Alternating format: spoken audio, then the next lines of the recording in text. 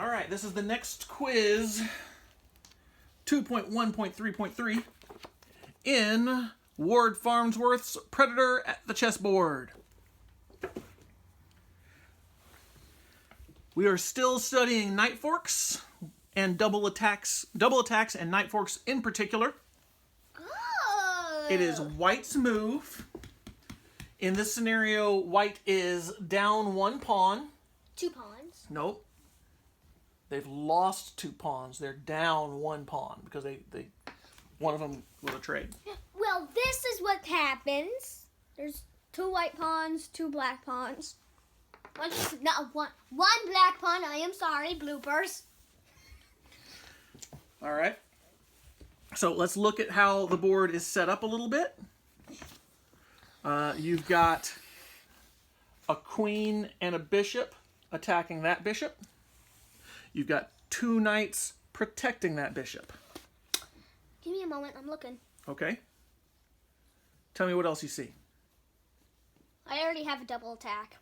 Tell me what you got. So I can move this guy here, which means that he can go both here and here. Okay, so you're missing one of the squares he can move to that's kind of important to the scenario. So he's attacking this square. And a square. And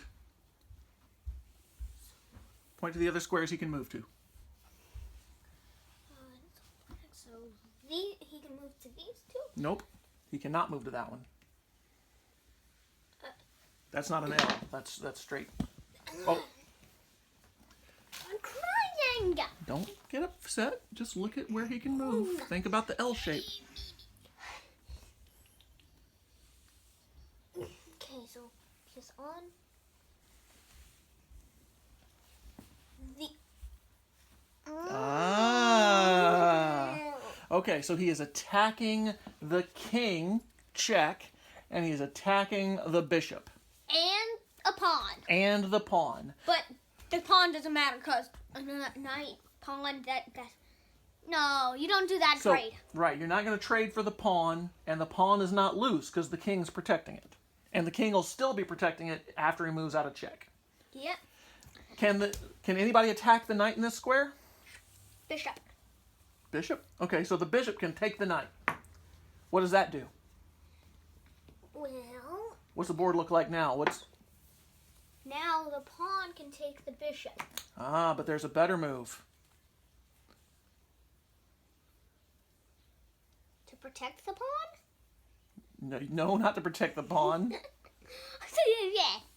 I'm trying. You're trying. So, look at all your pieces and everything they can attack.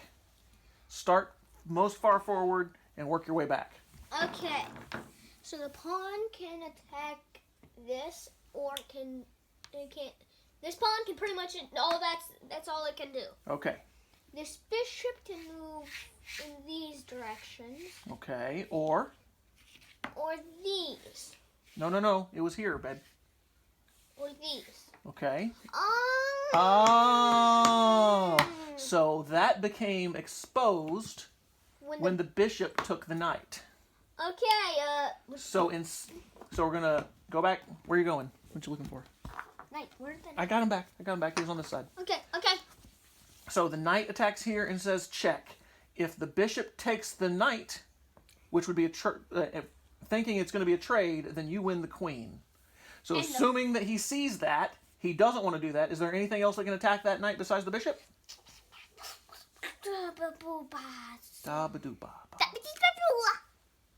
So the bishop can attack. Queen can. Knight can't. Nope, I agree. So the king, because he doesn't want to lose his queen, he's going to move the king out of the way like that. Mm-hmm.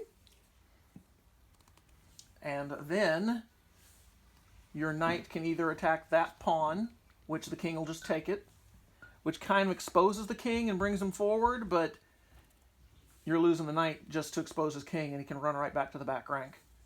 Or you can take the hanging bishop. Can anybody attack this knight now? Was that bishop defended by anybody?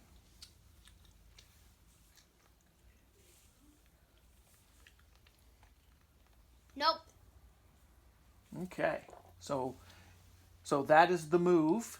And now the knight is attacking the queen. And that means that he has to respond to, or black has to respond to that move. And you still have control of tempo. Mm-hmm.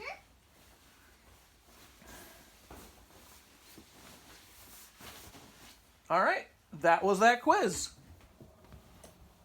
Good job. What was the answer? Oh, you want to read the answer? Yeah.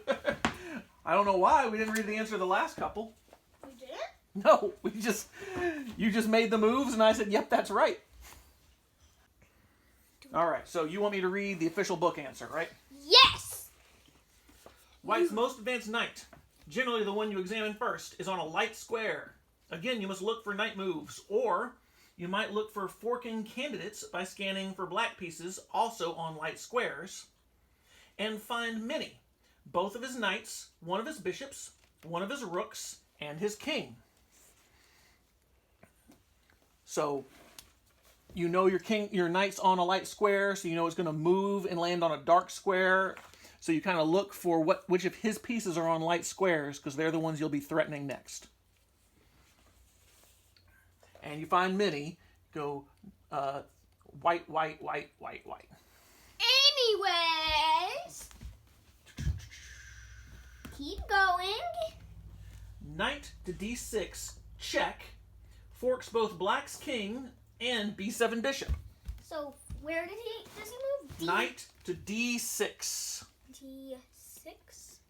So, oh yeah. Which is the move you picked. Forks black's king and b7 bishop. The bishop is unprotected. It didn't talk about the pawn. It is loose, making it a good target. The next question is whether the square you need, d6, is protected. It is by black's bishop at e7. But then consider how the board would look if the bishop moved to d6 to take the knight. See that if the bishop moved to d6 to take the knight, see that black's queen would then be taken by white's bishop at g5. So we did. We saw all of that. In other words, black's bishop is pinned to his queen. Knight to d6 thus wins black's bishop b7 without fanfare. Okay. Okay, there's another step here where I said, see how the knight is attacking the queen, right? Mm-hmm. Well, if we look at how the board is, if we look over here, remember this bishop was threatened by this powerhouse with the queen backing up the bishop? Yeah. And it was okay because it was protected by two knights, but we moved one of those two protectors. So now this bishop is attacked twice and only defended once, which means this bishop could take it and just have it, because if you took it back, you would lose the knight. No! But because your knight's attacking the queen, he's got to move the queen, which will break up that powerhouse. So he moves the queen somewhere. And now it's attacked once, but protected once too. Now, right, the bishop is attacked once and protected once. This knight is now hanging in danger. Uh-oh. What you going to do about that? So, I would prefer to move somewhere where it's attacked. Right? Oh, hold on. I think we missed the move where the king had to move out of check. All right, go ahead. So, if this guy's in danger... No. So it's this guy's attacking this guy, and you got to figure out what to do so that we can solidify this bishop gain we've got. Okay, first, if we move here, it's... you did nothing. You did absolutely nothing. So these two squares are protected by that pawn, so those are not effective places to run. Next. Well, you could go here. But then the bishop, it has to choose. It has a double attack, but it also has to choose between two characters. Well, So the bishop would then attack there, which is covered by 3 different pieces, and so the knight would be lost. So where can you move the knight? Okay, so that. Okay, are there any extra pawns? Just what you see over there. So these 2 are places he can move. Those 3. 1, 2, 3.